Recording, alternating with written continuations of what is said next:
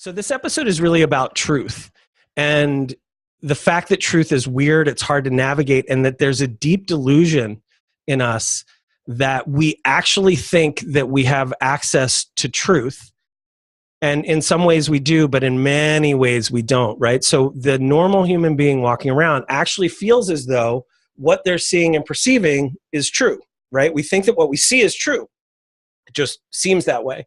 But there's illusion, which is external, right? Something can be an illusion to us and we can be wrong about what we see. So we don't always see the truth.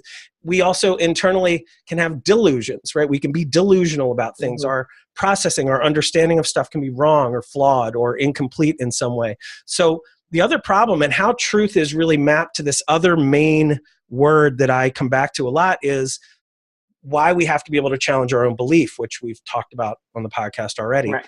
Right. Because truth and belief are right there next to each other, right? And we're expecting that what we believe is true to be true, right? That's actually how we kind of navigate the world. If I believe it, then it's an assuredness of meaning. I believe it's true. So what we believe, we think that that's true, and ultimately it's not. And so some of the really clear ways where that can hold us back is in limiting beliefs, right? Like if I believe bad things about myself that are not true, but I believe them to be true, clearly that's going to hold me back. If I only believe I can make $100,000 a year and any more than that I don't deserve, or it's impossible, or that's too difficult, or whatever, then I'm really limiting myself. There's this potentially infinite ceiling that I could shoot for, but I don't even try because I have that limit. If I think I'm unattractive, if I think I could never give a public talk, all these things are the limits, but they feel true when we hold them about ourselves, so we have to challenge those. But this goes external as well, right? The news media has to be lying to us, and here's why. You could take one event that happens in the world and then look at all the different publications at how they write about it, and it's very, very different interpretations of truth.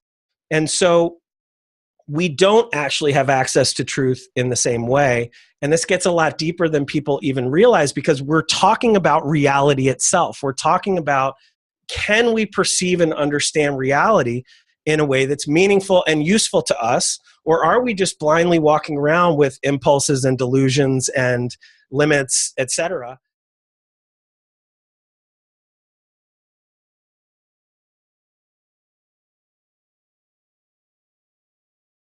Thanks for tuning into the Rob Scott Show. My name's Sarah, and I'm here with Rob Scott. He's a master level coach.